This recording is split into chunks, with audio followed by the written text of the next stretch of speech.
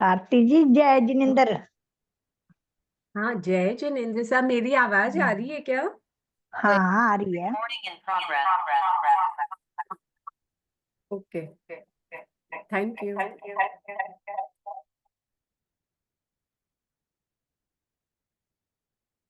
नमकार मंत्र, एक सेकेंड।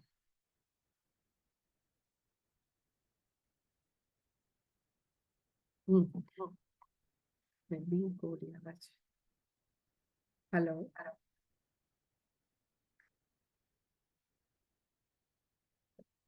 नवकार मंत्र गिन लेते हैं हम। आज वीडियो थोड़ा जल्दी ऑन हुआ था, तो नवकार मंत्र गिनते हैं और फिर ज्ञान सीखने से पहले का पाठ बोलते हैं।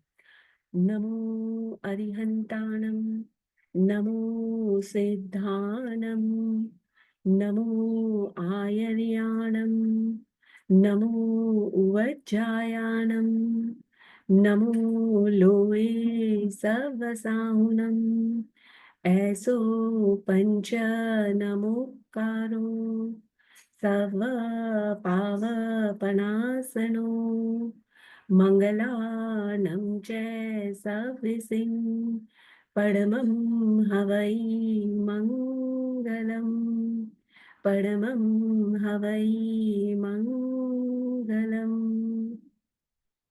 ज्ञान सीखने से पहले का पाठ। अहो आचार्य भगवान, आप श्री जी ज्ञान के सागर हैं।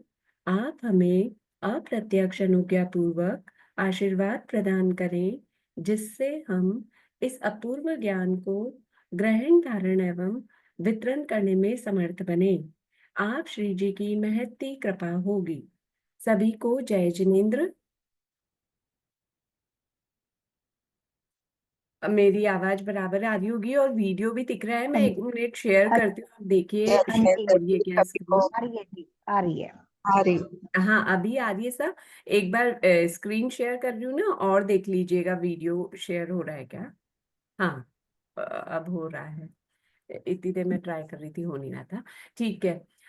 तो हम अपनी क्लास शुरू करते हैं। क्लास में लास्ट टाइम हमने परिशिष्ट कर रहे थे। हम्म, एक सेकेंड, इसका साइड। हाँ, परिशिष्ट थर्ड ए शुरू किया था। वापस से हम्म, एक बार रिवीजन करते हैं और फिर आगे पढ़ते हैं इसको। जी। इसमें परिशिष्ट 3A में हमने रूपी अजीव समझा है। रूपी अजीव क्या होता है? पुद्गल को ही रूपी अजीव कहते हैं।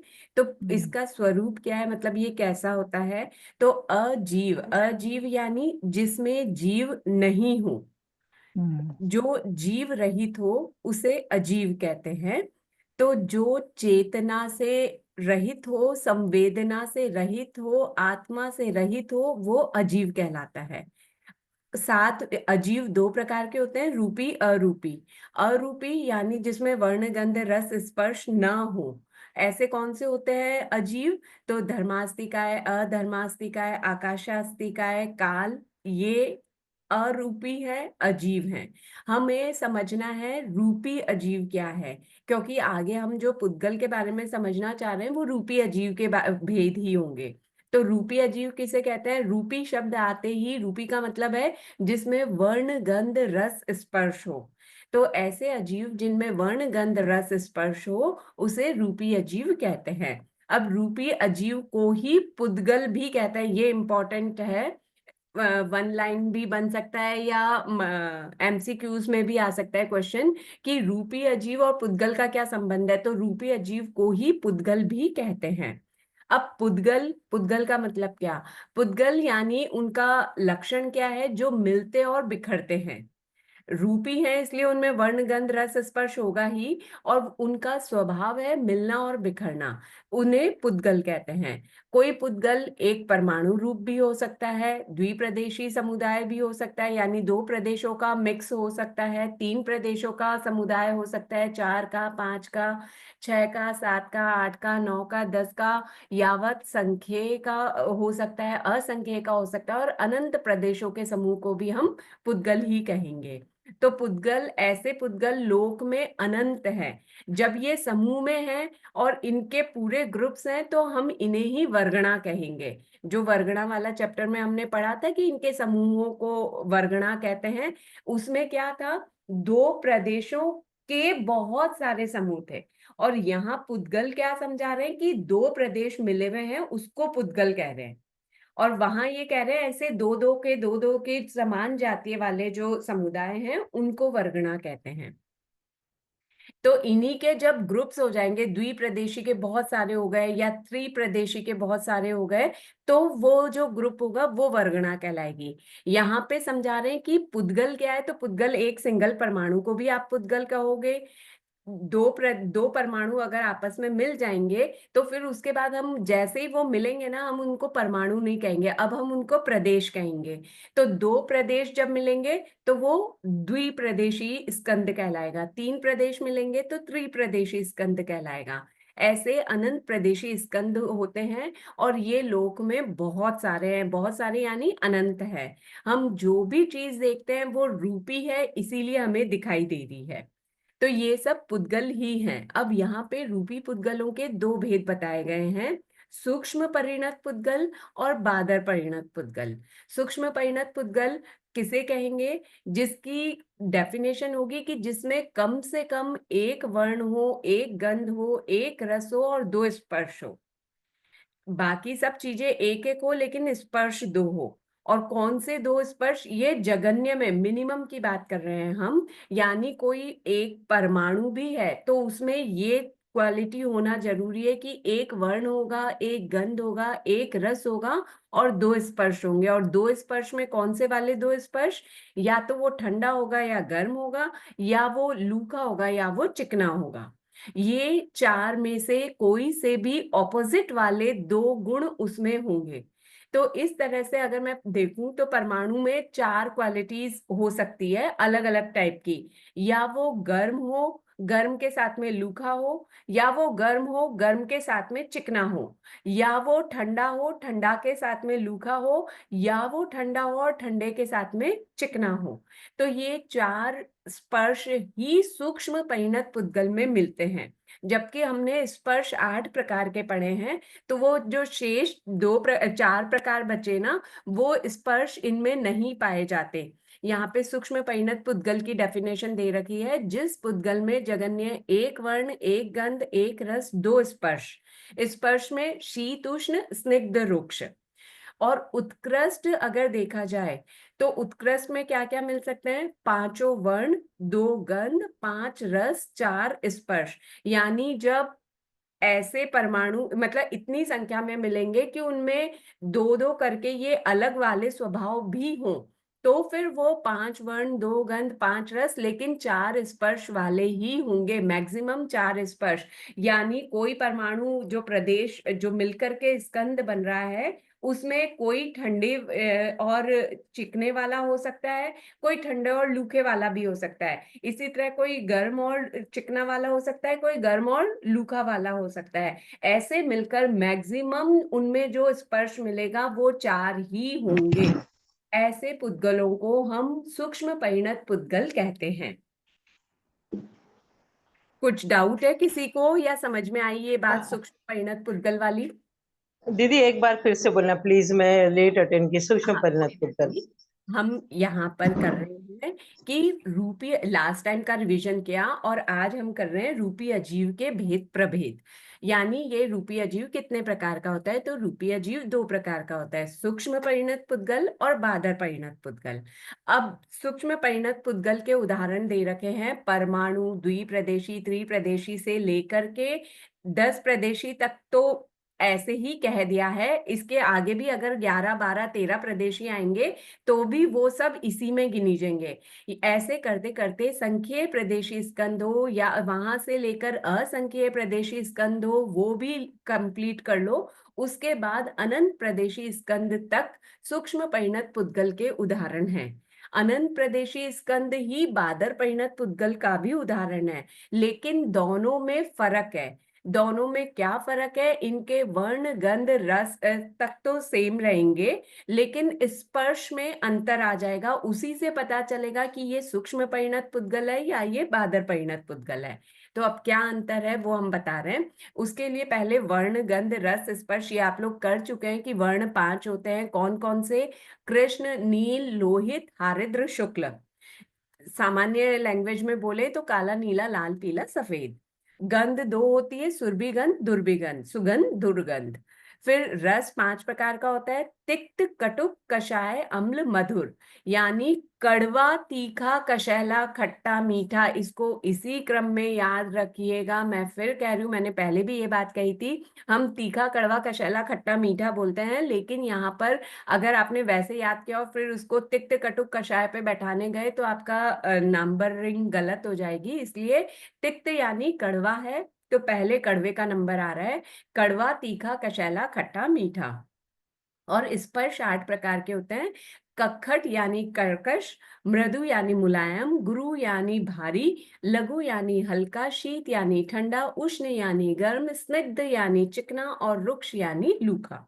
इनमें से जो लास्ट के 4 है ना, शीत, उष्ण, स्निग्ध, रुक्ष, ये ही 4 सूक्ष्म परमाणु पुद्गल में पाए जाते हैं, सूक्ष्म पुद्गलों में पाए जाते हैं। सूक्ष्म परिणत पुद्गल जो अभी हमने पढ़े, उनमें ये लास्ट वाले 4 ही पाए जाते हैं। इनको याद रखने का तरीका रोटी वाले 4 बोले जाते हैं।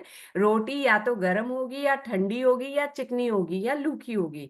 इस हिसाब से हम ध्यान रख सकते हैं, याद रह जाएगा कि कौन से 4 स्पर्श पाए जाएंगे। तो शीत, उष्ण, स्निग्ध, रुक्ष। या शीत या उष्ण होगा वो प्रदेश, या फिर स्निग्ध या रुक्ष होगा। ये मतलब क्योंकि मिलके किससे बने? परमाणु से मिलके बने ना। तो एक परमाणु में क्वालिटी क्या होगी? या तो वो ठंडा होगा या गर्म होगा। इसी तरह से या तो वो चिकना होगा या वो लूका होगा। तो मैक्सिमम में अगर मैंने ऐसे कितने भी परमाणुओं को मिला दिया, यानी प्रदेशों को मिलाकर मैंने स्कंद बनाया भी अनंत प्रदेशी तक, तो अगर वो यही 4 क्वालिटी वाले हैं तो वो सूक्ष्म परिणत पुद्गल कहलाते हैं। और मिनिमम में कितना होगा? मिनिमम में 2 ही स्पर्श होंगे, या तो ठंडा होगा या गर्म होगा। इनके साथ में या तो लूका होगा या चिकना होगा। चारों स्पर्श नहीं मिलेंगे। मिनिमम बोल रहे हैं, यानी अगर द्विप्रदेशी स्कंद भी है या सिर्फ परमाणु भी है तो उसमें 2 स्पर्श तो होना कंपलसरी है, 2 से कम तो हो ही नहीं सकते। तो इसीलिए यहाँ पे मिनिमम और मैक्सिमम दे रखा है। कम से कम 2 स्पर्श होंगे ही होंगे और अधिक से अधिक 4 स्पर्श होंगे। किसमें? सूक्ष्म परिणत में। 4 स्पर्श होकर के भी कौन से 4 हैं? ठंडा, गर्म, लूखा, चिकना। बस, इसके अलावा कक्खट, मृदु, गुरु, लघु ये स्पर्श सूक्ष्म परिणत पुद्गलों में होंगे ही नहीं। अब हम समझेंगे बादर परिणत पुद्गल। सूक्ष्म दीदी परिणत का और कोई उदाहरण? सूक्ष्म चीज को हम वैसे ही नहीं देख सकते, हम सिर्फ बादर को ही देख सकते हैं, तो उदाहरण नहीं दे सकते। तो वो जो दीदी रोटी नहीं, मैंने इसलिए बोला था कि ये मैं उदाहरण रोटी वाला इसलिए दे रही हूँ ताकि आपको याद रहे कि ये 4 फायदे, मतलब 4 चीजें होती है। यही 4 स्पर्श याद रखना है। रोटी इसका उदाहरण नहीं है। रोटी हल्की भारी भी तो हो सकती हाँ है ना। वही, रोटी हल्की वाली भी हो वो सकती तो है। ये एग्जाम्पल उसका उदाहरण याद करने के लिए अब बताया। आपने पूछ लिया। सूक्ष्म परिणत पुद्गल का मतलब ये कि 4 स्पर्श मैक्सिमम में उसमें हो सकते हैं। मिनिमम में 2 होंगे, मैक्सिमम में 4 स्पर्श होंगे, लेकिन कौन से वाले 4? तो मैंने याद रखने के लिए बोला कि आप रोटी के हिसाब से याद रख लीजिएगा, या जो एंड में 4 आ रहे हैं वो याद रख लीजिए। ये 4 स्पर्श ही सूक्ष्म परिणत में हो सकते हैं, चाहे दीदी वो लेकिन अनिर्देशीय है, चाहे ये असंख्य है, चाहे संख्य है। सॉरी, कोई दीदी कुछ पूछ रहे हैं क्या? हाँ हाँ दीदी, लेकिन ठंडा या गर्म में से तो कोई एक ही रहेगा ना। अगर मिनिमम देखो, बहुत सारे परमाणु मिल रहे हैं ना, कोई परमाणु ठंडे वाला होगा, कोई परमाणु गर्म वाला भी तो हो सकता है ना, इसलिए मैक्सिमम में 4 बोल रहे हैं, जी जी, है थैंक ना। यू। हाँ, ओके। और मिनिमम में इसीलिए 2 बोल रहे हैं कि जो ठंडा है वो, अगर वो एक ही परमाणु है तो जो ठंडा है वो गर्म तो नहीं होगा ना। इसलिए 2 बोल रहे हैं कि जो या तो गर्म होगा, साथ में या तो लूका होगा, या फिर गर्म होगा और चिकना होगा, या फिर चिकना होगा और गर्म होगा, या फिर लूका होगा और चिकना मतलब लूका होगा या ठंडा होगा। ऐसे करके 4 ही टाइप्स हो सकते हैं। ये इसका कुछ रीजन है क्या? नहीं, कि कोई दो रीजन मिनिमम नहीं। दो, नहीं जैसे मिनिमम दो बता रहे हैं परमाणु में या हाँ। सूक्ष्म परिणित पुद्गल में, हम्म। इज देयर एनी रीजन कि ये दो ही होंगे हाँ, तो सच के? चार कैसे होंगे ना, जो गर्म है वो ठंडा नहीं हो सकता, वो मैं परमाणु समझ की गया। बात कर रहे हैं। मैं ये बोल रहा हूँ, आउट ऑफ द, मतलब कम से कम ये दो होना क्यों जरूरी है, मेरा पॉइंट ये है। दो होना क्यों जरूरी है, ये उसकी क्वालिटी है कि दो स्पर्श तो रहेंगे ही रहेंगे परमाणु में। कोई भी एनी रीजन परमाणु। For that? Any reason reason for that? नहीं है। नहीं, अच्छा, ये मतलब स्वभाव सूक्ष्म से होगा होने फिर? से, स्वभाव सूक्ष्म है उसका, परमाणु उसमें होने हम से। रीजन क्या बोलेंगे ना। कोई भी चीज है उसमें वर्ण बताना है, गंध बताना है, रस बताना है, स्पर्श बताना है। तो भगवान ने ऐसा कहा है कि उसमें एक वर्ण हो सकता है, एक गंध हो सकता है, एक रस हो सकता है, लेकिन स्पर्श दो होंगे ही होंगे। या तो वो लूखा चिकना होगा और साथ में गर्म या ठंडा होगा। तो ऐसा कोई रीजन नहीं है, बस सूक्ष्म परिणतों की ये क्वालिटी है, स्वभाव है उनका। मिनिमम में इतना है, जैसे मिनिमम हम परमाणु में देख सकते हैं, इसलिए मैं परमाणु का नाम ले रही हूँ। आप इसका उदाहरण पूछ रहे हैं ना, तो मिनिमम का उदाहरण आप परमाणु ले लीजिए। अब परमाणु हम देख नहीं सकते, इसीलिए मैंने कहा कि सूक्ष्म को हम देख ही नहीं सकते हैं।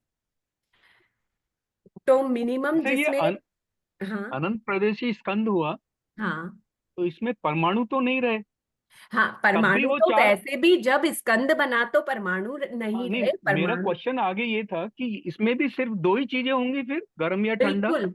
ओके, जब ठीक। जो अनंत प्रदेशी है ना, जब उसमें ये वाले चार ही रहेंगे ना, तो हम उसे सूक्ष्म परिणत कहेंगे। लेकिन जब वो ही अनंत प्रदेशी में आठों प्रकार का स्वभाव होगा, तो हम उसे बादर परिणत कहेंगे। अच्छा, तो राइट, सूक्ष्म राइट, में थैंक पीछे के ही चार रहेंगे मैडम? सॉरी। सूक्ष्म में पीछे के ही चार रहेंगे, आगे के हाँ, चारों का यही मतलब? चार रहेंगे, आगे के चार नहीं होते, ही नहीं है स्वभाव से। इसमें क्लियर देखिए, लाइन लिख रखी है, सूक्ष्म परिणत पुद्गल में कखट, मृदु, गुरु, लघु ये चार स्पर्श नहीं होते। अब जब हम बादर परिणत पुद्गल की बात कर रहे हैं, तो बादर परिणत पुद्गल में मिनिमम क्या क्वालिटीज हो सकती है, मतलब कैसे कैसे एक साथ में चिपक सकते हैं वो परमाणु यानी प्रदेश, कैसे आपस में मिले हुए होंगे। परमाणु तो जब वो सिंगल है तब हम बोल रहे हैं, जब वो आपस में मिल रहे हैं तो हम उनको प्रदेश की ही संज्ञा देंगे। तो कौन से प्रदेश इकट्ठे हो सकते हैं, तो सेम कलर वाले हो सकते हैं, सेम गंध वाले हो सकते हैं, सेम रस वाले हो सकते हैं। तो ऐसे होंगे तो उनका एक ही वर्ण, एक ही गंध, एक ही रस तो हो सकता है। लेकिन स्पर्श कैसा होगा उनका, कि वो जो मिलेंगे ना, तो मिनिमम उनमें चार तो होंगे ही होंगे। लेकिन कौन से वाले चार, तो कखट या मृदु, गुरु या लघु, शीत या उष्ण, और स्निग्ध और या रुक्ष। इन चारों क्वालिटीज में से कोई सी एक एक होगी। जो आठ प्रकार है ना, उनमें से जो सब ऑपोजिट वाले हैं, तो कोई से भी किसी के साथ में मिलकर के होंगे, लेकिन मिनिमम में चार स्पर्श होंगे। अब आप संख्या की अपेक्षा से देखो तो सूक्ष्म परिणत पुद्गल के मैक्सिमम वाले चार स्पर्श और बादर परिणत पुद्गल के मिनिमम वाले चार स्पर्श, लेकिन दोनों चार स्पर्शों में अंतर है। उसमें सिर्फ ठंडे गर्म लूका चिकना है, और इसमें चारों प्रकार अलग अलग के हैं। कखट या मृदु है, गुरु या लघु है, शीत या उष्ण है, स्निग्ध या रुक्ष है। तो ध्यान दीजिएगा, इसी आधार पे हम गैस कर पाएंगे कि ये बादर परिणत है कि सूक्ष्म परिणत है। तो बादर परिणत पुद्गल मिनिमम भी अनंत प्रदेशी होगा और मैक्सिमम भी अनंत प्रदेशी होगा। अनंत के अनंत भेद होते हैं, उनमें से कुछ भेद सूक्ष्म परिणत में चले गए, जिनमें पहले अंतिम जो चार हमने स्पर्श बोले वो वाले होंगे, तो वो सूक्ष्म परिणत कहलाएंगे। लेकिन अगर ऑपोजिट वाले चार हुए तो हम उनको बादर परिणत पुद्गल कहेंगे। ये उनकी मिनिमम क्वालिटी है कि उनमें एक वर्ण, एक गंध, एक रस और ये वाले चार स्पर्श पाए जाएंगे। और उत्कृष्ट में क्या पाए जा सकते हैं, तो पांचों वर्ण वाले मिल सकते हैं आपस में, दोनों गंध, पांच रस मिल सकता है उनमें, और आठों स्पर्श वाले मिल सकते हैं। उसे बादर परिणत पुद्गल कहते हैं। बादर परिणत पुद्गल अनंत प्रदेशी ही होते हैं। तो वो जो अनंत प्रदेश मिले हैं, उनमें से किसी में कोई वर्ण होगा, किसी में कोई वर्ण होगा, ऐसे करके पांचों वर्ण हो सकते हैं, दोनों गंध हो सकती है, पांचों रस हो सकते हैं, आठों स्पर्श हो सकते हैं। मिनिमम में हमने ऐसा इसलिए बोला कि एक वर्ण, कि सारे लाल वर्ण वाले ही अनंत प्रदेशी इकट्ठे हो गए। तो इसलिए उनमें एक ही वर्ण मिला, लाल। मैक्सिमम में हमने कहा कि अलग अलग कलर के 5 कलर वाले अनंत प्रदेशी जो है वो अनंत प्रदेशों में से कोई काले वाला है, कोई लाल वाला है, कोई नीले वाला है, तो ऐसे मिलकर के 5 वर्ण वाले हो गए। तो देखिए यहाँ से वो बात भी प्रूव हो रही है जो हम कह रहे थे ना कि हम कोई भी चीज देखते हैं तो ऐसा कहते हैं कि उसमें 5 कलर हैं, क्योंकि हम देख ही बादर वाले को सकते हैं।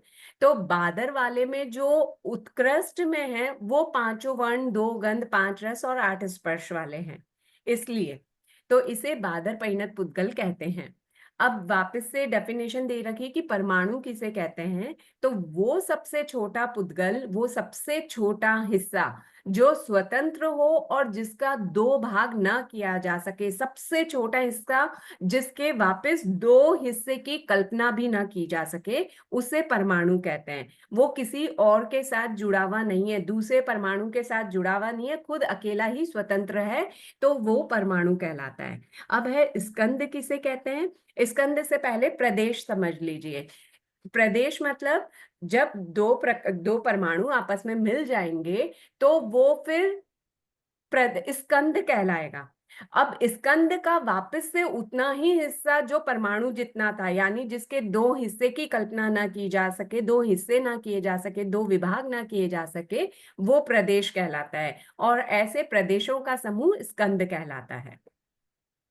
तो ये क्लियर हुआ आप लोगों को, सूक्ष्म परिणत, बादर परिणत, परमाणु, स्कंद और प्रदेश।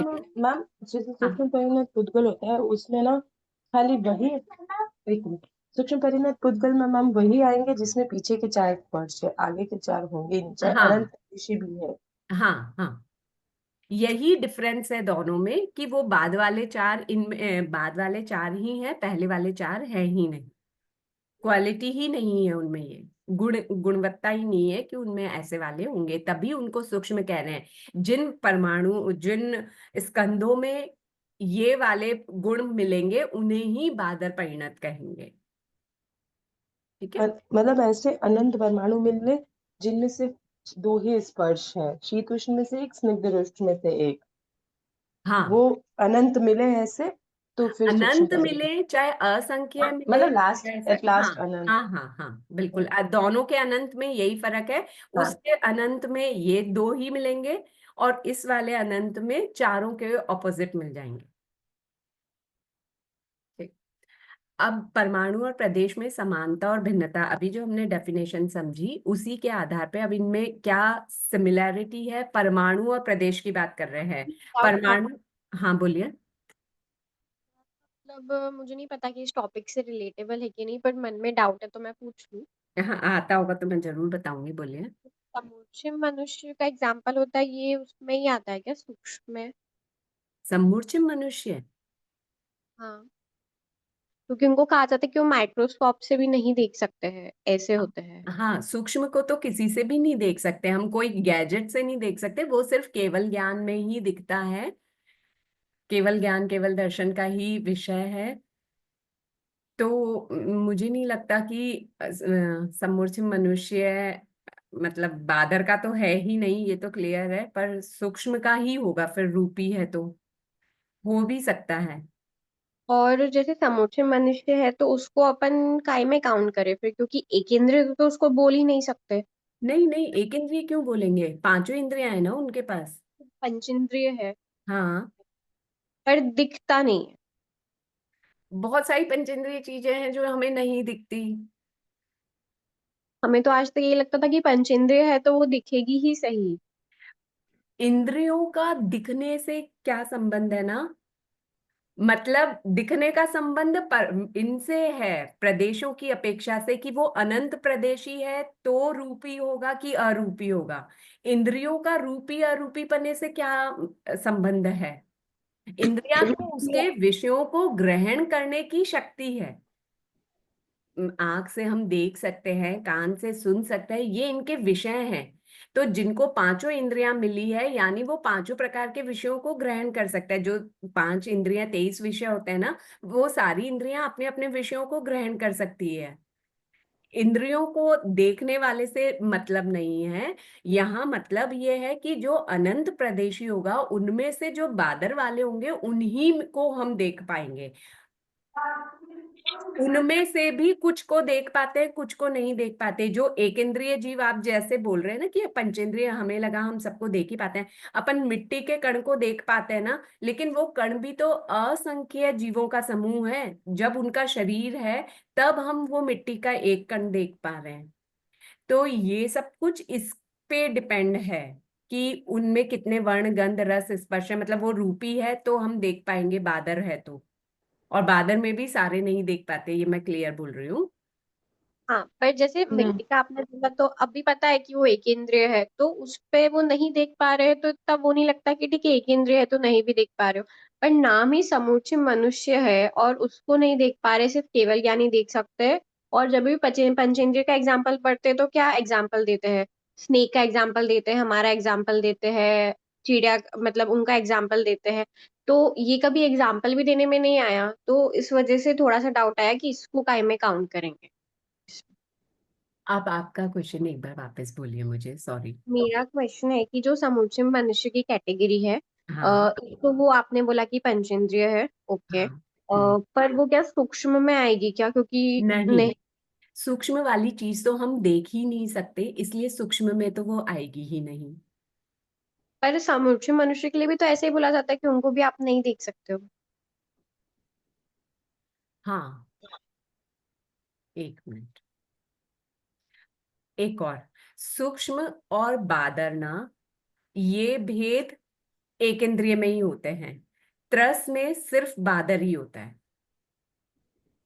अब ये ओके। त्रस काय है, तो हम्म। इसमें तो सूक्ष्म का भेद मिलेगा ही नहीं।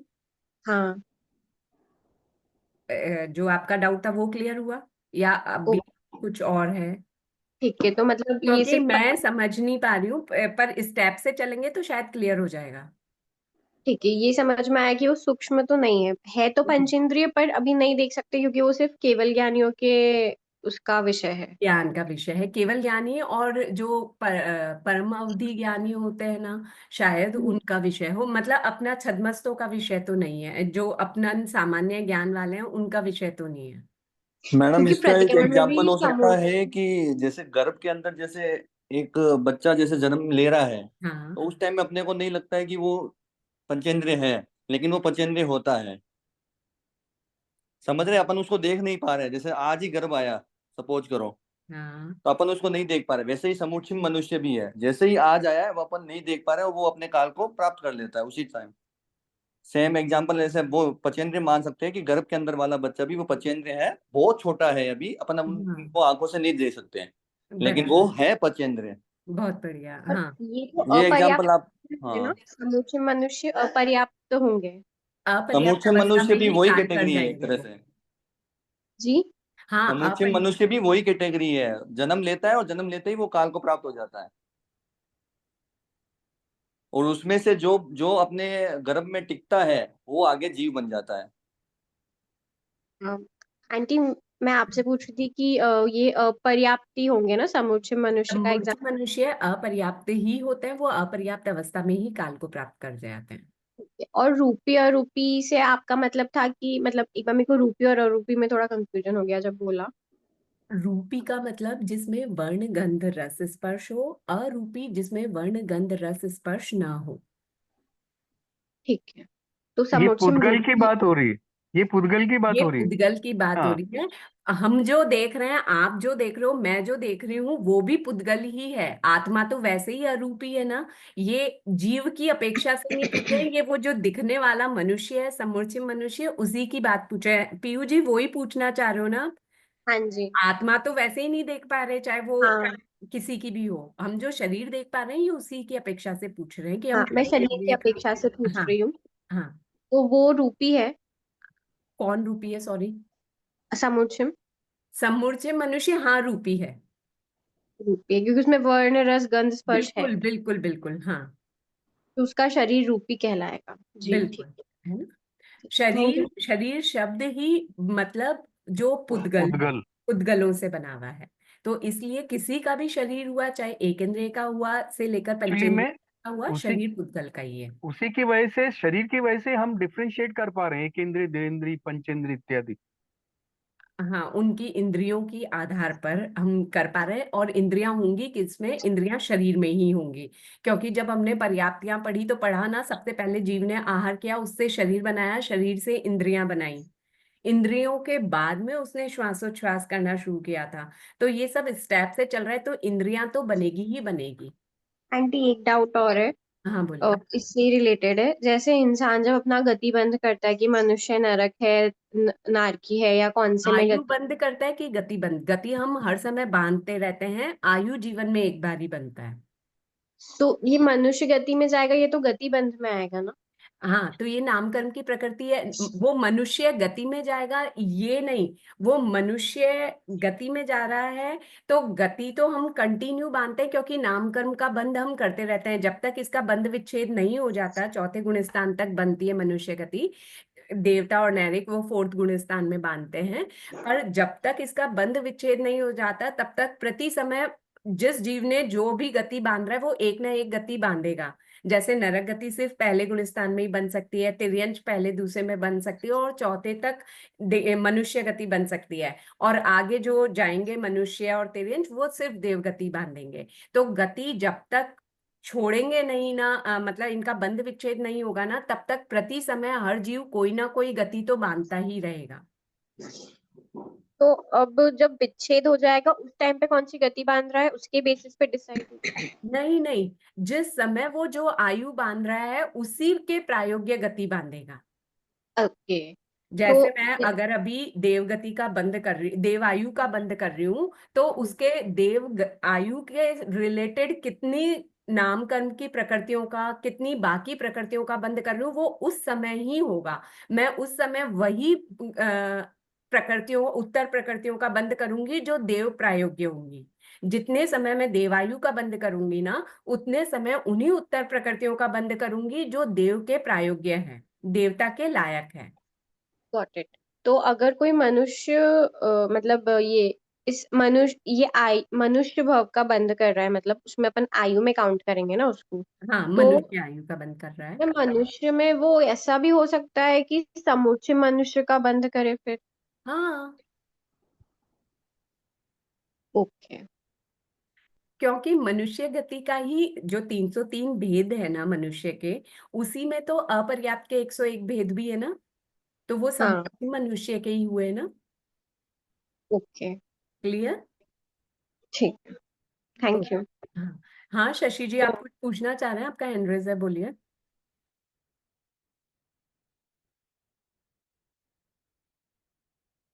म्यूट हैं आप अभी भी। दीदी तो फिर ऐसे कौन कौन से पंचेंद्रिय है जो हमें दिखाई नहीं देते समूर्छिम की तरह? ऐसे अभी भैया ने बताया ना, गर्भज मनुष्य जो जस्ट आके उत्पन्न ही हो रहा है, जो पेट में ही है अभी, चाहे वो पेट के बाहर भी होता तो भी नहीं देख पाते, क्योंकि जब आकर के उत्पन्न हो रहा है उस समय तो उसका कितना छोटा सा शरीर होगा। आया जब तो उसके पास शरीर भी नहीं था, तब वो उसने आहार किया, आहार से फिर वो शरीर बना रहा है। सब कुछ अंतर मुहूर्त में ही बन जाता है, लेकिन उसके बाद भी हम उसको नहीं देख पाते, बहुत बड़ा हो जाता है वो, तब हमें दिखाई देता है कि हाँ है। दीदी दूसरी बात आपने जैसे बताया कि हमने आयुष का बंद जिस समय किया उस समय उसी के हिसाब से प्रकृति का बंद करेंगे, और प्रति समय हम हर गति का बंद करते रहते हैं हाँ नाम कर्म। हाँ, तो बराबर। फिर वो जो बंद करते वो कहाँ जाएगा? वो कभी भी, कभी जितने टाइम पीरियड के लिए आपने बांधा है, तो वो कभी भी उदय में आ सकता है। अच्छा अच्छा, ओके ठीक। ये सारे इतने भवों के मिल मिल के फिर वो एक साथ कभी भी उदय में आ सकते हैं। मिल के नहीं, हम बांधते जाते हैं, और जिसका उदय काल आता जाता है उसको भोगते भी जाते हैं, फिर बांधते जाते हैं, कंटिन्यू दोनों प्रोसेस चलते रहते हैं अपने अपने, बंध भी होता रहता है, उदय भी आता रहता है। पर जिस आयु का आएगा तो उसके साथ में हमने जो गति बांधी है वो उस समय तो आएगा ही आएगा। ये सब पढ़ के तो ऐसा लग रहा है कि हमने बहुत अनंत पुण्यवाणी की, तो हम यहाँ पे भी है। बिल्कुल बिल्कुल, बहुत। इसीलिए ना हम ये बात यहाँ से मतलब समझ में आती है कि अपन बोलते हैं ना कि आलू में अनंत काय जीव हैं, तो आलू खाओ चाहे एक पंचेंद्रिय जीव का मांस खाओ, तो इसमें तो आप अनंत जीव खा रहे हो, इसमें एक ही जीव खा रहे हो, तो इससे तो फिर पंचेंद्रिय जीव को खाना अच्छा है ना। हिंसा, इसमें तो अनंत जीवों की हिंसा हो रही है, इसमें एक ही जीव की हिंसा हो रही है। लेकिन कितनी पुण्य के बाद ये पंचेंद्रिय भव मिला होगा, कितना पुण्य हम सोच नहीं सकते, तब ये पंचेंद्रिय भव मिला होगा सामने वाले को। अगर हमने उससे वो छीन लिया तो हमें कितना कर्म बंद होगा। इसलिए आलू की बजाय मांस खाना ज्यादा कर्म बंद का कारण है। मैं क्लियर कर पाई अपना पॉइंट जो मैं कहना चाह रही हूँ। आपने जो कहा ना कि कितनी पुण्यवानी के बाद आज हमें ये भव मिला होगा, तो यही कह रही हूँ कि कितने पुण्यों का हम हनन कर लेंगे अगर हम एक पंचेंद्रिय जीव की हत्या करते हैं तो। इसलिए जब क्वालिटी और क्वांटिटी की बात होती है ना, तो क्वालिटी को प्रमुखता दी जाएगी कि क्वालिटी वाले जीव की हिंसा न की जाए। एक्चुअली में इसमें ऐसा भी आता है ना, जिनकी ज्यादा इंद्रियों का यदि हिंसा होगी प्राणों तो का उसका वॉल्यूम ज्यादा होगा पाप का। ऐसा भी, जितनी ज्यादा पंचेंद्रिय वो जैसा, उतनी ज्यादा बांधेगा ना पंचेंद्रिय यही जीव मैं है। कहना चाहता हूँ। हाँ, लेकिन हम अभी ये बात कर रहे हैं कि अगर मैं उसकी हिंसा कर रही हूँ तो मैं उसके इतने सारे पुण्य जो उसने इतनी मुश्किल से कमाए थे, मैं उसको हनन कर रही हूँ, उसकी घात कर रही हूँ। इसलिए उसी अपेक्षा से, उसी की अपेक्षा से आपको, मतलब आपके नुकसान भी आपको ज्यादा हो यदि हम ऐसा करते हैं। पंचेंद्रिय की यदि हिंसा कर रहे हैं तो उसका जो हमको पाप लगेगा वो बहुत ज्यादा होगा एक इंद्रिय की अपेक्षा। मैं ये कह रहा हूँ। हाँ, मैं भी वही कह रही हूँ।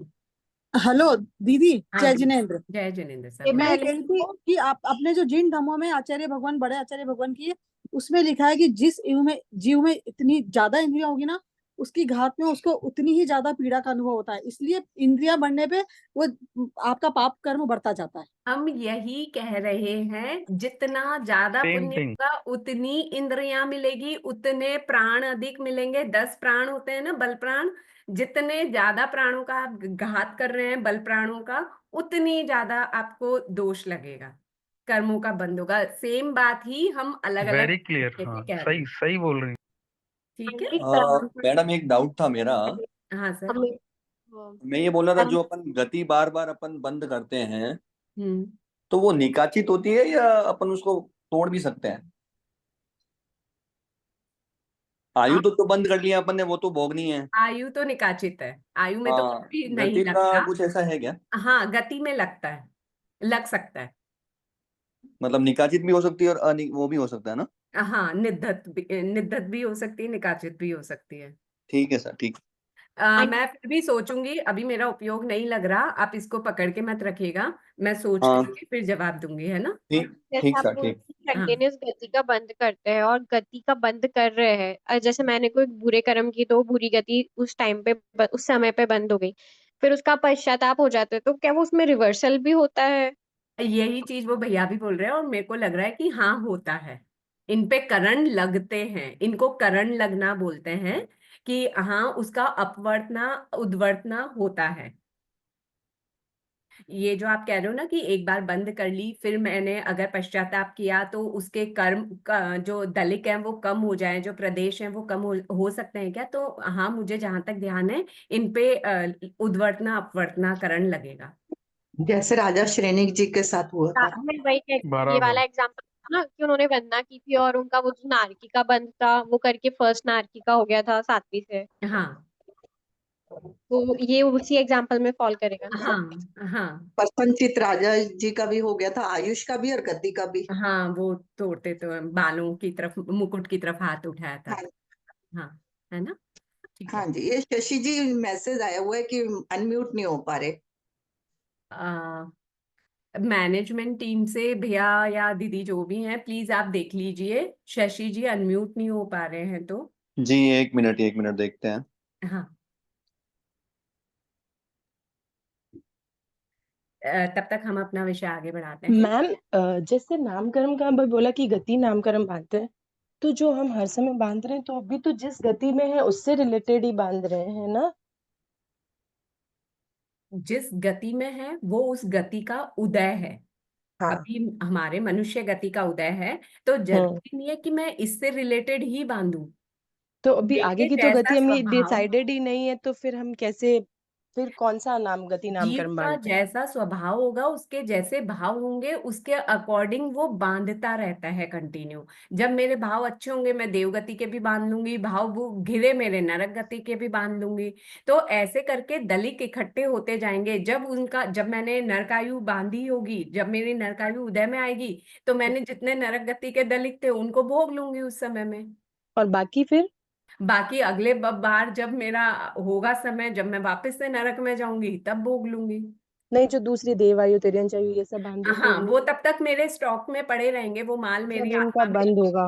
बंधे हुए रहेंगे, वो दलिक मेरी आत्मा में। फिर जब कभी मेरे देवगति का देवायु का उदय आएगा, तब मैं उनके दलिकों को भोग लूंगी। ठीक है। तो अब परमाणु और प्रदेश में समानता क्या है कि दोनों एकदम बराबर है।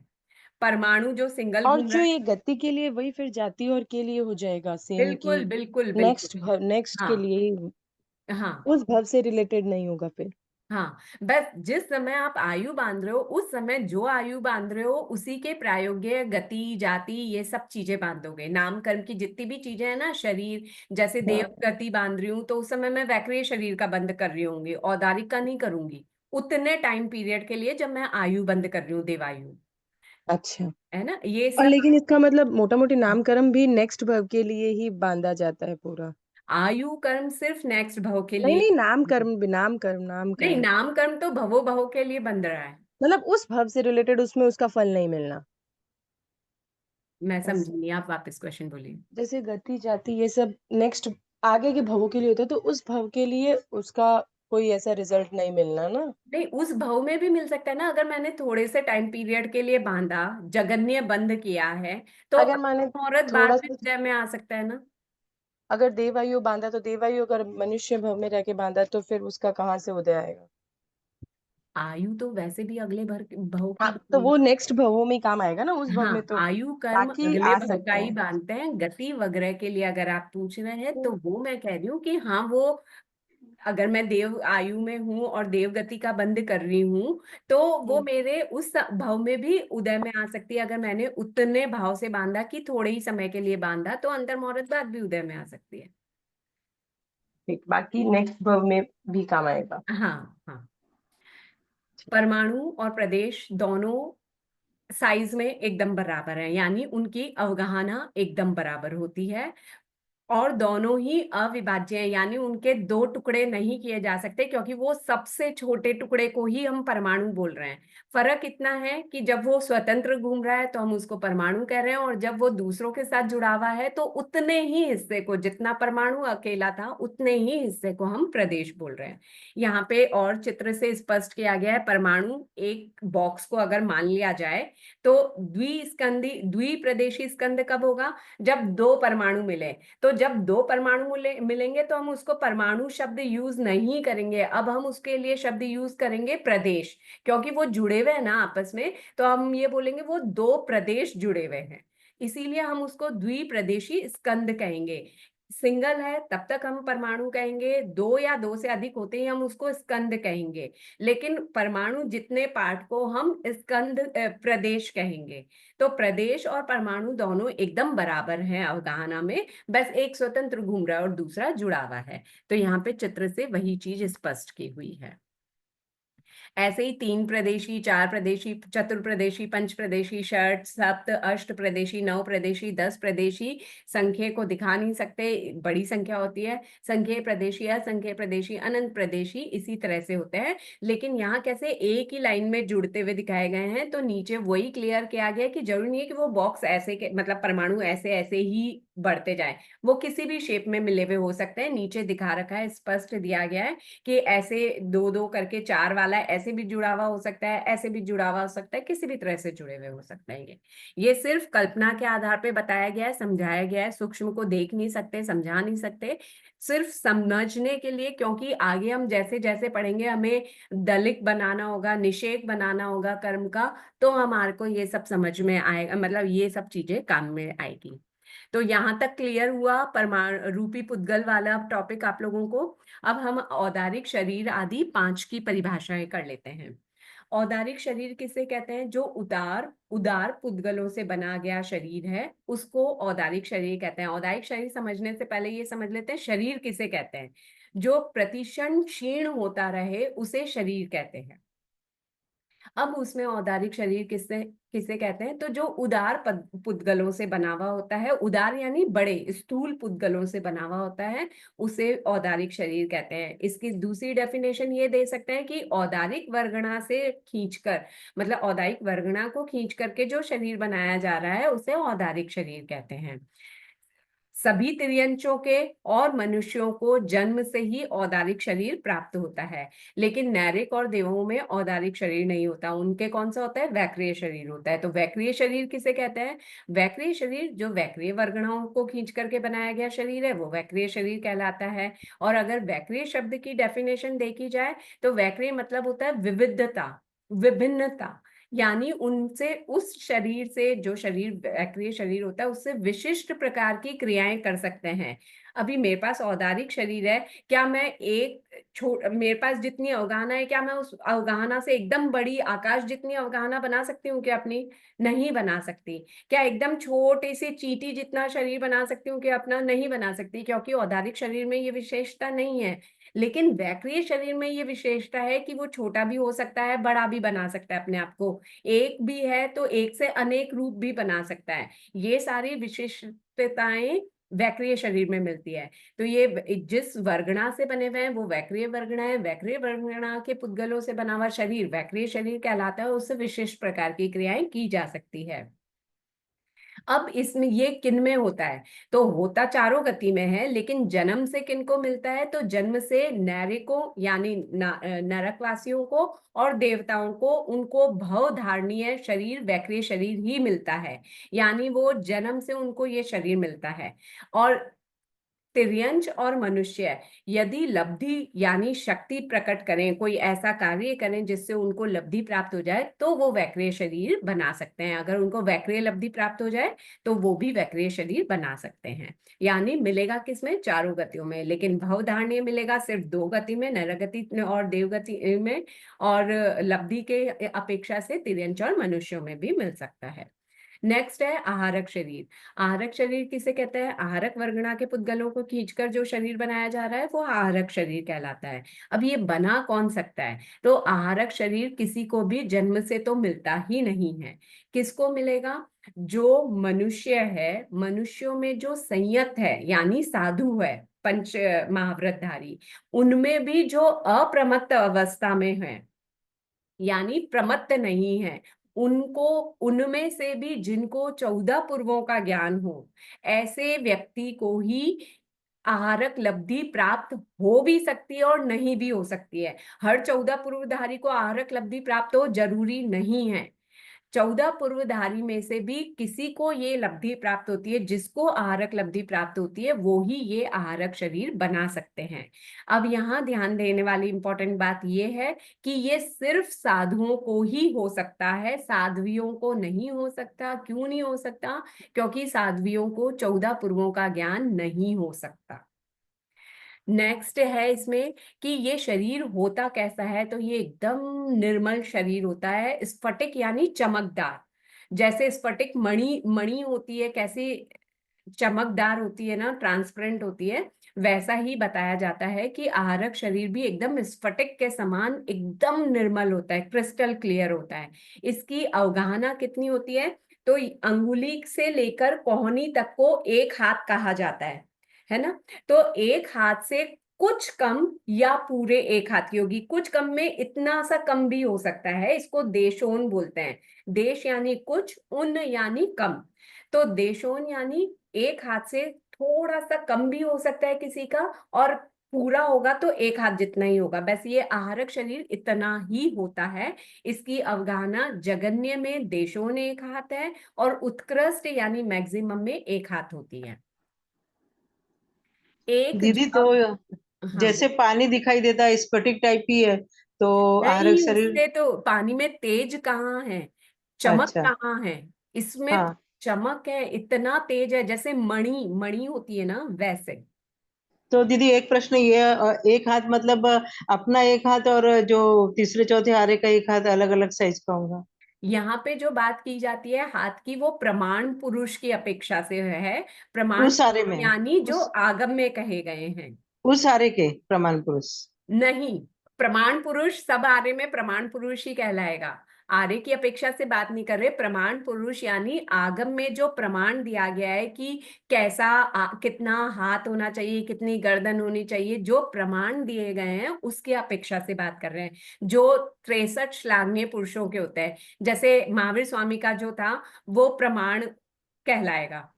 हाथों में दीदी उनका 7 हाथ है और हाँ ऋषभ तो देव भगवान का हाँ हाँ 500 500 धनुष है। धनुष है। हाँ तो हाँ, इस अलग अपेक्षा, अलग हो जाएगा ना? हाँ बिल्कुल, हाँ उनके हाँ खुद के शरीर की अपेक्षा से उतना ही प्रपोर्शन हाँ। होगा उनके हाथ का। जी जी, धन्यवाद दीदी, बहुत अच्छा पढ़ा रहे दीदी आप। आपको समझ में आ रहा है तो अच्छी बात है, नहीं, बहुत मुझे बहुत कभी अच्छा। लगता है मैं एक्सप्लेन कर पा रही हूँ, नहीं कर पा रही नहीं, बहुत बहुत पॉइंट क्लियर हो रहे दीदी, बहुत बहुत धन्यवाद आपको। हूँ। हाँ सर, थैंक यू।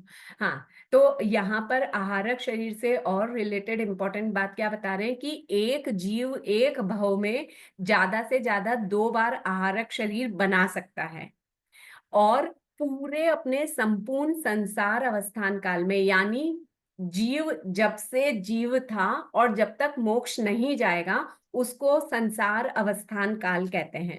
इस पूरे संसार अवस्थान काल में जीव मैक्सिमम 4 बार ही ऐसा शरीर बना सकता है। मिनिमम एक भव में एक बार बना सकता है। मिनिमम अगर बना रहा है तो मिनिमम एक बार बना सकता है, उत्कृष्ट में 2 बार बना लेगा। एक भाव में ज्यादा से ज्यादा 2 बार बना सकता है, इससे ज्यादा बना ही नहीं सकता। और पूरे संसार में जब तक रहेगा वो जीव, तो मैक्सिमम अगर बनाना भी है तो वो 4 बार बना सकता है। जरूरी नहीं है कि हर जीव बनाए ही बनाए, अगर कोई बना रहा है तो मैक्सिमम 4 बार बना सकता है, उससे ज्यादा तो बना ही नहीं सकता, कितने भी भाव मिला लो। और ये भी मैं साथ में कह रही हूँ कि कंपलसरी नहीं है कि हर जीव आहारक शरीर बनाता ही हो उसके बाद ही मोक्ष जाता हो, ऐसा नहीं है। बहुत सारे जीव ऐसे भी हैं जो बिना आहारक शरीर बनाए हुए भी मोक्ष गए हैं। जैसे अपने मरुदेवी माता, उन्होंने तो अंधारा भी नहीं लिया, मतलब कुछ भी नहीं किया था ना, दीक्षा ही नहीं ली थी, गृहस्थ अवस्था में ही चली गई थी, तो उन्होंने तो आहारक शरीर नहीं बनाया। तो इसलिए कह रही हूँ हर किसी का बनाना जरूरी नहीं है, स्त्रियां तो बना ही नहीं सकती। जो अप्रमत्त हो, 14 पुरुषधारी संयत हो, उनमें से जिनको ये लब्धि प्राप्त हो वो ही बना सकते हैं। लेकिन जो बना सकते हैं वो एक भाव में ज्यादा से ज्यादा 2 बार बना लेंगे, और पूरे अपने संसार अवस्थान काल में 4 बार से अधिक नहीं बना सकते। अब है आहारक शरीर का निर्माण करते तो क्यों है। मैम, 14 पूर्व का ज्ञान खाली संतों को क्यों होता है, साध्वियों को क्यों नहीं हो सकता? कोई रूल है या? हाँ मतलब जब हमने ये चीज क्वेश्चन उठाया था तो उन्होंने बताया कि, मतलब हमने तो ऐसे क्वेश्चन उठाया था कि आचार्य की पदवी सिर्फ पुरुष वेद में ही क्यों मिलती है, स्त्री वेद में क्यों नहीं मिलती। तो हमें ये समझाया गया कि देखो हर जगह ना स्त्री उतनी बलवान नहीं रह सकती, हाँ। मतलब वो दया करुणा ये सब इनबिल्ट होते ही हैं। तो कहीं पे नियमों का पालन कराने के लिए जितनी सख्ती रखने की आवश्यकता होती है वो पुरुष रख लेता है, स्त्री नहीं रख पाती। इस कारणों से आचार्य पद नहीं दिया जाता उनको। तो यही कोई कारण आहारक शरीर पे भी लागू होते होंगे। स्त्री वेद में रह के हम उतना पसंद। तप नहीं कर पाते होंगे जिस तप से ये लब्धि प्राप्त हो रही है। तो इसीलिए उतना अध्ययन भी नहीं कर पाते होंगे। 14 पूर्वों का अध्ययन बहुत दुरूह, बोले तो बहुत दुरूह है, यानी बहुत मुश्किल है। जहां तक मुझे ध्यान है एक बार पढ़ा था कि स्थूली भद्र जी के हाँ हाँ, स्टोरी। हाँ वो करने गए थे इसका अध्ययन। तो उस समय उनके साथ में 500 साधु गए थे, 500 गए थे या 2000 गए थे, उनमें से बाकी सब लौट आए, सिर्फ उन्हें करवाया गया, और वो भी उन्होंने 10 पूर्वों तक का किया, और फिर आगे का तो उन्होंने भी शक्ति यूज कर ली थी, तो इसलिए उनको आगे का अर्थ की वाचना नहीं दी गई। तो इसलिए मतलब कितना मुश्किल होगा, तो नहीं अपन स्त्री वेद में रहते हुए ऐसा नहीं कर पाते होंगे, इसीलिए ये कहा गया है कि 14 पूर्वों का ज्ञान सिर्फ पुरुष को ही होता है, मतलब साधुओं का, और वो जो क्वालिटीज बताई गई है उसके लिए।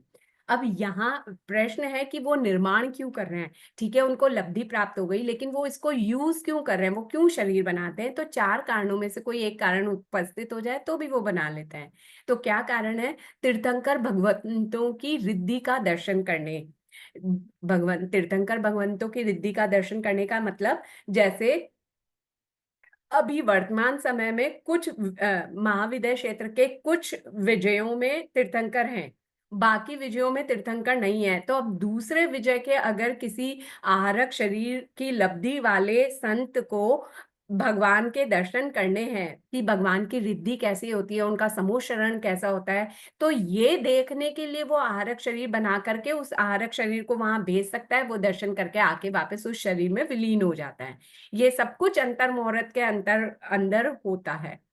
तो भगवान उनकी रिद्धि का दर्शन करने के लिए हो सकता है, जीव दया के लिए। जीव दया के बारे में ऐसा प्रसंग सुनने में आता है कि आहारक शरीर बनाकर आकाश में स्थित होता है और वहां से वो घोषणा करता है, उद्घोषणा करता है, मारो मत मारो। यानी जब बहुत सारे जीवों की एक साथ में हिंसा हो रही होती है, तो जो आहारक लब्धिधारी मुनिराज होते हैं ना, वो अपना शरीर बनाते हैं, आहारक शरीर, और इस प्रकार की उद्घोषणा करते हैं ताकि कि वो जीव दया हो जाए, जीवों की हिंसा रुक जाए। संशय निवारण, संशय यानी कितना सूक्ष्म है। जैन दर्शन तो इतना सूक्ष्म है, इतना गहन है कि कितना भी पढ़ो तो भी कम है। तो अगर जो 14 पूर्वधारी हैं, फिर भी हो सकता है कभी उनका उपयोग ना लगे किसी चीज में, उनको डाउट आ जाए, तो उस डाउट का निवारण करने के लिए भी वो आहारक शरीर बना सकते हैं और तीर्थंकर भगवंतों के पास भेज सकते हैं, जो उनका समाधान ला करके वापस अंदर उनमें विलीन हो जाता है। तो मतलब वो समाधान मिल जाता है उनको। चौथा पॉइंट है सूक्ष्म पदार्थों में अवगाहन। सूक्ष्म पदार्थों में अवगाहन, जैसे सूक्ष्म पदार्थ हम देख ही नहीं पा रहे हैं ना, लेकिन सूक्ष्म पदार्थों के बारे में कभी कोई कुछ जानना हो, संशय नहीं बोल रही, डाउट नहीं बोल रही, लेकिन अगर उनको जानना हो तो उसके लिए भी वो आहारक शरीर का निर्माण कर सकते हैं। उनको समझने के लिए, सूक्ष्म पदार्थों को समझने के लिए भी आहारक शरीर बनाया जा सकता है। तो इन 4 कारणों के वजह से आहारक शरीर का निर्माण किया जाता है। इसके अलावा और कोई कारण नहीं आता। यह हर जगह पढ़े कि यही 4 कारण हैं, तो ये इम्पोर्टेंट है, ध्यान मैम, रखिएगा। जो आहारक शरीर बनाता है तो वो अपने हाँ मूल शरीर से जाता है, बीच में वो आत्म प्रदेशों का एक दंड रहता है जहां तक भी जाता है, या हाँ हाँ, एक दंड के रूप में ही निकलता है। मतलब दंड निकलता है, वो आहारक के पुद्गलों को खींचता है, उससे वो आहारक शरीर बनता है। यहाँ हम्म, मेन शरीर रहता है, क्योंकि सारे आत्म प्रदेश तो उसमें अगर चले गए तो फिर ये जीव तो मर जाएगा, ये वाला शरीर तो मृत्यु तुल्य हो जाएगा। तो ऐसा नहीं होता। कुछ ही आत्म प्रदेश होते हैं जो आहारक शरीर के रूप में जाते हैं और वापस आ जाते हैं और वापस से इसमें विलीन हो जाते हैं। ऐसा अच्छा, सुन। जैसे यहाँ पे भी बैठा है और वहां पे भी चलेगा और बीच में वो आत्म प्रदेशों का कनेक्शन रहेगा ही हाँ रहेगा। बिल्कुल रहेगा, कनेक्शन नहीं टूट सकता, है ना। दीदी तो प्रमत्त साधु ही आहारक शरीर का निर्माण करता है ना? निर्माण प्रमत्त साधु करेगा, लेकिन ये क्वालिटी अप्रमत्त साधु में ही होगी। 7वें और 8वें गुणस्थान के बहुसंकेतम भाग तक का जीव ही इसका निर्माण, इसको प्राप्त कर सकता है, इस लब्धि को, इस शक्ति को प्राप्त कर सकता है। पर जब वो इस शक्ति का प्रयोग कर रहा होगा ना, उस समय वो प्रमत्त अवस्था में होता है। कोई भी शक्ति का प्रयोग प्रमत्त अवस्था में ही किया जाता है। तो दीदी जीव दया के लिए कर रहा है, वो सबके लिए बोल रहा है कि मत मारो, तो वो तो अच्छा काम कर रहा है ना? हाँ, भले फिर ही वो अच्छा काम कर रहा है, लेकिन लब्धि यूज कर रहा है ना। लब्धि यूज करने से कितने जीवों की हिंसा हो सकती है ना। कैसे? मैंने यहाँ पे अपना शरीर बनाया, यहाँ से वो दंड भेजा, तो वो जाएगा तो अच्छा, सही ना। रास्ते वहां में, हाँ। जाके भी क्रिया हो रही है ना, तो कुछ भी बन रहा है उसमें क्रिया तो लगी रही है, क्रिया में कर्म तो बंधेगा ही। ओके, जी ठीक है दीदी, नेक्स्ट है थैंक यू। तेजस शरीर। तेजस वर्गणा के पुद्गलों को खींचकर जो शरीर बनाया जा रहा है वो तेजस शरीर है। सभी संसारी जीवों के, सिद्धों को छोड़ दो, से शेष सभी चारों गतियों के सभी संसारी जीवों के तेजस शरीर होता है। कार्मन शरीर, कार्मन वर्गणा के पुद्गलों से जो शरीर बनता है उसको कार्मन शरीर कहते हैं, जिसे हम कर्म भी कहते हैं। अथवा कर्मों के समुदाय यानी कर्मों के ग्रुप को भी कार्मन शरीर कहते हैं। ये भी सभी संसारी जीवों के होता है। जब ये हट जाएंगे दोनों तो हम सिद्ध बन जाएंगे। तो यहाँ पे हमारा परिशेष समाप्त हुआ। मुझे लग रहा था आज वर्गणा भी हो जाएगा, पर क्वेश्चंस में ही इतना टाइम हो गया कि वर्गणा फिर रह गया। तो अभी यहाँ तक में किसी को कुछ डाउट है आज का तो पूछ लीजिए, टाइम हो गया है हमारा। मैम पहले का एक कुछ पूछ सकते मैम, जो कसाई बनता है क्रोध मान माया लोभ, हर समय हम चारों बांधते हैं या चार में से एक ही बांधते हैं? हर अंतर मुहूर्त में हम कभी अंतर मुहूर्त में क्रोध बांधते हैं, कभी अंतर मुहूर्त तक मतलब अंदर अंदर चेंज होता रहता है, मैक्सिमम अंतर मुहूर्त में चेंज होता रहता है। तो एक साथ चारों नहीं बांधते, एक समय पर एक ही बांध रहे हैं, लेकिन लेकिन जो समय बहुत सूक्ष्म होता है और एक के चारों प्रकार बांध सकते हैं। जैसे मैं हाँ अभी क्रोध बांध रही हूँ तो अनंतानुबंधी, अप्रत्याख्यानी, प्रत्याख्यान और संज्वलन चारों बंद हो सकते हैं।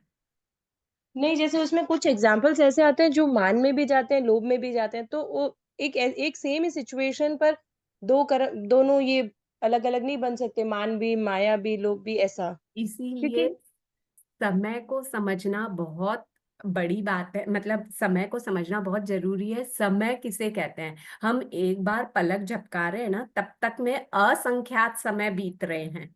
तो हाँ बहुत। समय कितना सूक्ष्म हुआ ना, तो एक समय पर एक ही कषाय बन रहा होगा। लेकिन सेम एग्जाम्पल दो जगह आता है, तो मतलब इसका मतलब उन दोनों से किसी से माया भी बन रहा है और किसी से लोभ भी बन रहा है सेम सिचुएशन से, तो फिर उस समय क्या करेंगे, मतलब क्या मानेंगे उस समय? मैं वही मतलब बोल रही हूँ, जैसे जो उदाहरण आप दे रहे हो वो उदाहरण होने में तो असंख्यात समय बीत रहे हैं ना। हाँ तो तब तक में कभी क्रोध भी बन रहा है, कभी मान भी बन रहा है, माया भी बन रही है, लोभ भी बन रहा है। वैसा। क्लियर दीदी हुआ? लेकिन दीदी हम हर समय थोड़ी कसाय बांधेंगे, ये तो संसार बंध का कारण है ना। संसार बंध का कारण है, जब तक हम अकशाई नहीं हो जाएंगे ना तब तक बांधते ही रहेंगे। 90 गुणस्थान तक, सॉरी, 90 गुणस्थान तक प्रत्येक जीव हर समय कषायों का बंध करता ही रहेगा। तो फिर जैसे कैसे अभी कभी हम तीर्थंकर बैठे, हाँ, तीर्थंकर गोत्र कैसे उपार्जन करेगा यदि हर समय करेगा तो?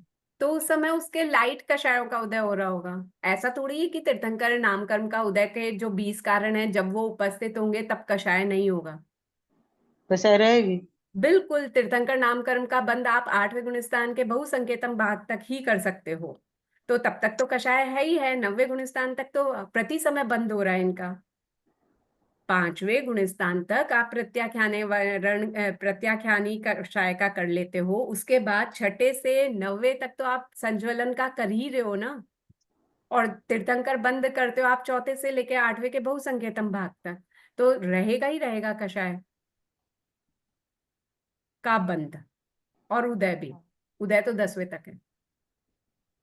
लोभ जैसे भी। कभी कभी हम एकदम शांत बैठे रहते हैं, कुछ भी दिमाग में नहीं सोचे, उस समय कसाय कौन से कषाय का बंद होता है फिर? उस समय सूक्ष्म हो रहा होगा, हमें पता नहीं चल रहा, लेकिन हर समय हो रहा है।